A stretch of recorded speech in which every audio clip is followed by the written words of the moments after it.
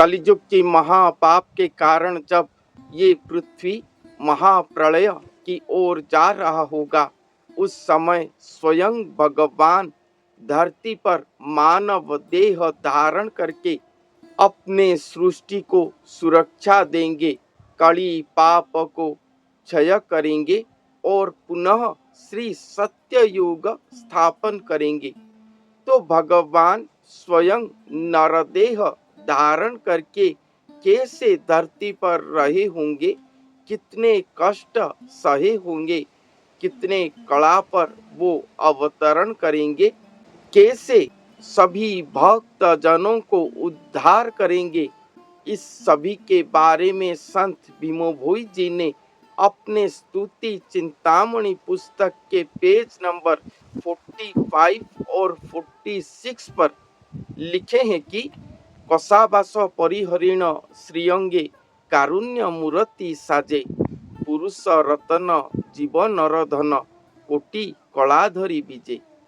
अर्थात अपने श्रीअंग पर वस्त्र परिधान करके स्वयं भगवान कारुण्य मूर्ति अर्थात दयामूर्ति स्वरूप पर पुरुष रत्न जीवन धन स्वरूप होकर स्वयं कोटि कला शक्ति को वहन करके धरती पर विजय करेंगे। ग्रीष्म वर्षा नाही स्थिति बसा, क्षणे न रहंती काहीं, निजे भगवान दुख पाउछंती ब्रह्मांड रखिबा पाई। ग्रीष्म वर्षा पर विश्राम नहीं है, ना ही जो स्थान पर वो निवास करते हैं वहां पर भी स्थिर होकर वो नहीं रहते होंगे, एक क्षण भी वो विश्राम नहीं लेते होंगे।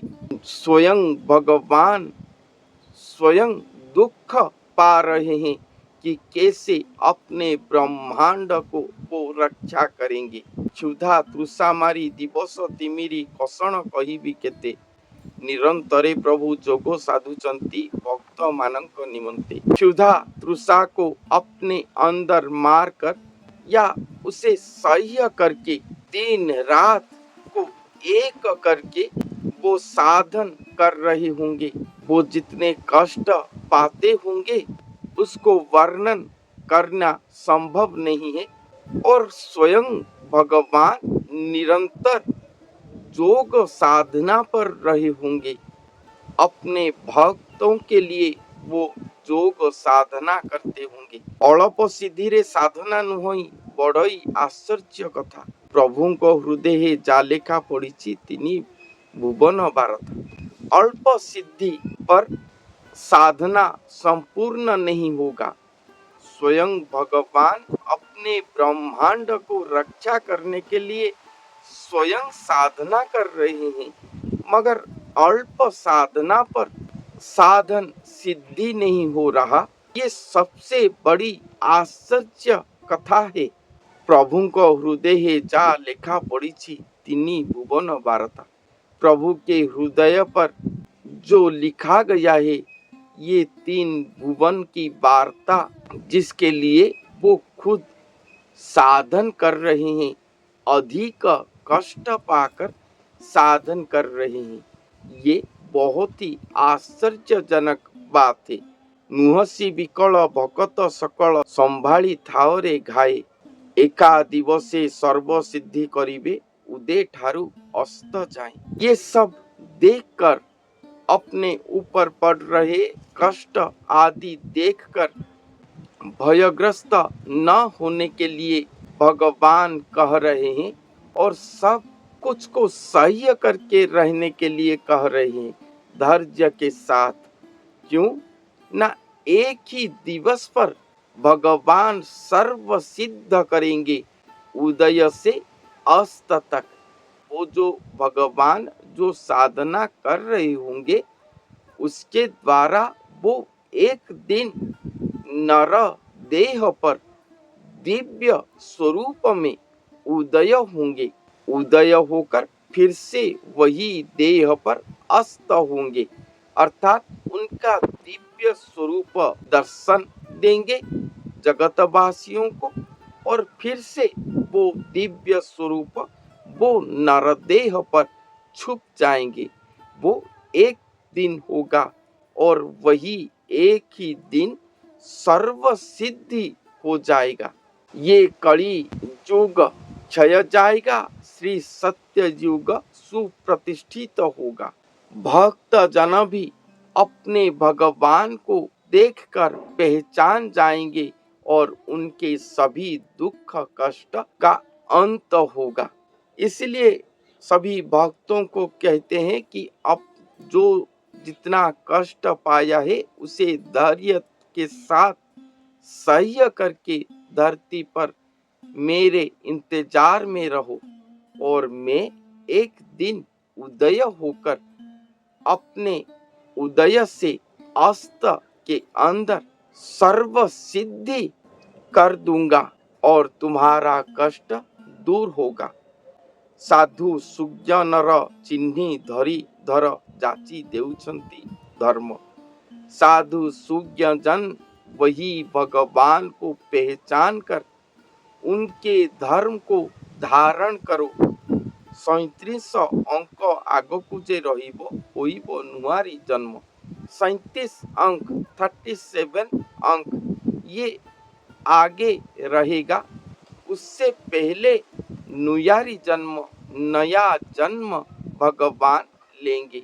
ये 37 अंक का अर्थ क्या है, ये ज्ञानी जन आप लोग ही समझो।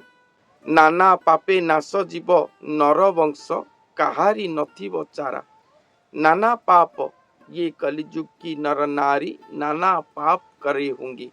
वही पाप के कारण ही ये नरवंश नाश हो जाएंगे। इससे उद्धार पाने की कोई भी रास्ता नहीं है। विष्णु ब्रह्म कला लगी थी जाकू रही स्त्री पुरुष।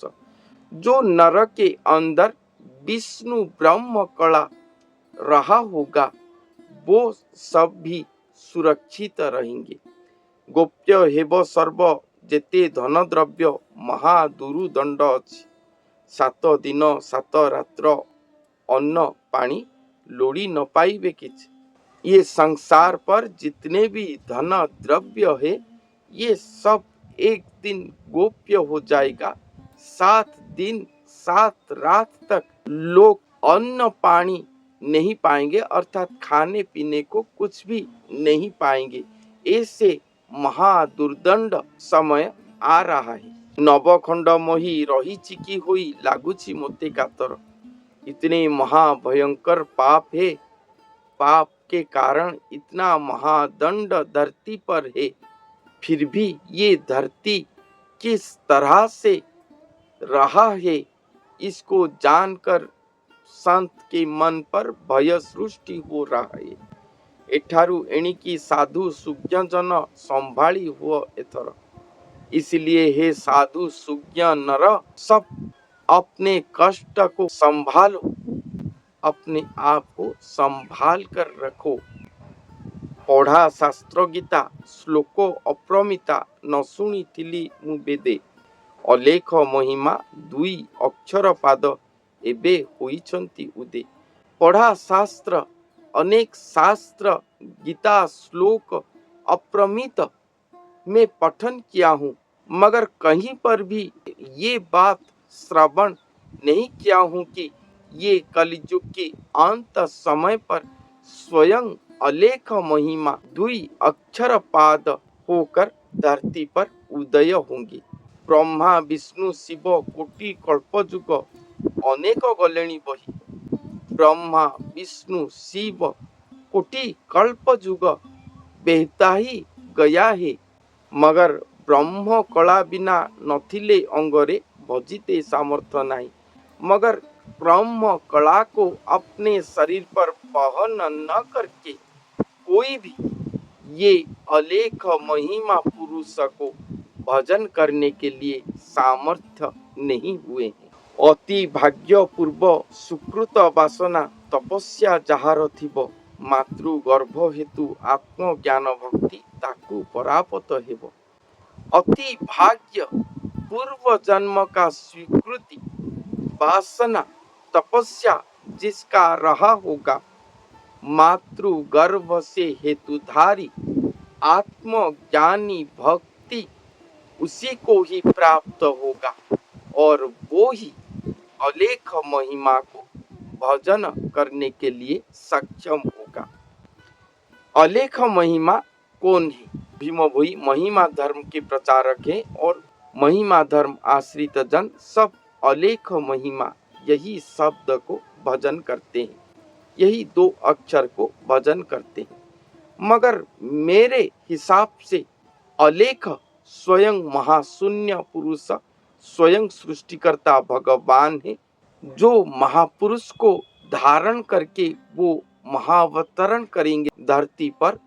वो महापुरुष से स्वयं अलेख महिमा कहलाएंगे, क्योंकि स्वयं अलेख भगवान के द्वारा वो महापुरुष सृष्टि हुए होंगे, इसलिए उन्हीं को ही अलेख महिमा कहा जाएगा। वही महापुरुष को भजन करने से ही स्वयं अलेख भगवान महाशून्य निवासी महाब्रह्म श्री जगन्नाथ महाप्रभु सभी भक्तों की पूजा अर्चना भाव भक्ति को ग्रहण करेंगे। वही नर पुरुष या वो महापुरुष को भजन न करने से कोटि कल्प का पुण्यधारी जोगी जन का सभी साधना तप फल वृथा हो जाएगा। इसलिए वो महापुरुष ही स्वयं अलेख महिमा है। उन्हीं के नाम भजन करना एकमात्र सार तत्व है। ये मैं पिछले कुछ एपिसोड पर आप सभी को बताया हूँ। और जो विष्णु ब्रह्म कला को प्राप्त करे होंगे, जिनके पास विष्णु ब्रह्म कला रहा होगा, वो नरजन ही केवल उन्हीं को समझ पाएंगे, उन्हीं को भजन करने के लिए समर्थ होंगे। और ये विष्णु ब्रह्म कला को धारण करने वाले नरजन पूर्व जन्म स्वीकृतिधारी होंगे। जन्म जन्मों की तपस्या का फल उनके पास रहा होगा, इसलिए वो सब सक्षम होंगे। वो नरदेही स्वयं भगवान को भजन करने के लिए, उनके भक्ति धारण करने के लिए, तब भी जाके वो सब सर्व मोक्ष हो जाएंगे। वो और जन्म मृत्यु चक्र पर नहीं पड़ेंगे। भय को तेजिले निर्णय बुझिले तेबे अछि पुण्य काम, अंत डाकुथिब अलेख महिमा मुख डाकुथिब नाम। भय को तेज्य करेंगे, निर्णय को समझेंगे, प्रकृत बात क्या है इस लीला पर, वही जन ही समझ पाएंगे। और सब अंत मुख पर अलेख महिमा को भजन करेंगे, उन्हीं को ही पुकारेंगे और उन्हीं के नाम को ही सब जाप करेंगे। आपना मन आपको उद्धारिब प्रसन्न होइब जेबे, धन दारासुत इष्ट बंधु भ्रात केही संगते न जीवे। ये जो समय आ रहा है, ये समय पर हर मनुष्य के लिए उसी का मन ही प्रकृत बंधु है। अगर उसका मन चाहा, भगवान आश्रित पथ को ग्रहण किया, तभी ही कोई मनुष्य जा पाएगा ये भक्ति पथ पर। क्योंकि इस पथ पर धन दारा सुत इष्ट बंधु भ्रात कोई भी संग में नहीं जाता। एकमात्र संगी अपना मन ही है। वही अगर हमारे साथ सुसंग रखा, तभी जाके हम आगे जा पाएंगे। तिनी पुरलोक के कलेणी भालेणी अवधूत बेश देखी, जति सती आदि नागांती जोगांती सर्वे रहिलेणी संकी। ये तीन पुरों की लोक श्री भगवान के अवधूत वेश को देखकर भय से संकित होकर रहे हैं। जति सती नागांती जोगांती ये सभी भय से कांप रहे हैं। एबे देख देख वैष्णव स्वरूप अपूर्व चरित कथा। दारू प्रतिमा मूर्ति देवी देवता सर्वे की हेले की पोता। अब देखो वैष्णव स्वरूप पर स्वयं भगवान अवतार ले चुके हैं। ये अपूर्व चरित धरती पर सृष्टि हो रहा है। भगवान अवतरण करके प्रकट होने के बाद मंदिर आदि पर देखो कि मंदिर पर दारू प्रतिमा मूर्ति देवी देवता ये सब रहे हैं या नहीं। संत ये पूछ रहे हैं। नास जीवमही न रहिबे केही समस्ते भजिबा आस। डाकी जगतरे कहे भीम भोई अनादि गुरु का शिष्य। नाश जाएगा ये मही, नाश जाएगा, कोई भी नहीं रह पाएगा। इसलिए स्वयं भगवान आकर अवधूत वेश धारण करे हैं। वैष्णव वेश को धारण करके महासाधनारत हो रहे हैं। ये बात को जानकर कोई भी आन मति न होकर संत सभी को बुला रहे हैं कि आओ हम सब मिलकर वही संत अवधूत वेशधारी वो महापुरुष के भजन करेंगे। तब भी जाके हम सुरक्षा पाएंगे, क्योंकि ये धरती विनाश की ओर जा रहा है। यहाँ पर कोई भी और नहीं रह पाएगा। हम उन्हें भजन करेंगे तो वो हमें मोक्ष प्रदान करेंगे और इस महाप्रलय मुखी जगत से उद्धार कर देंगे। ये बात संत भीमो भोई अनादि गुरु के शिष्य स्वयं कह रहे। तो आज के लिए इतना ही। धन्यवाद।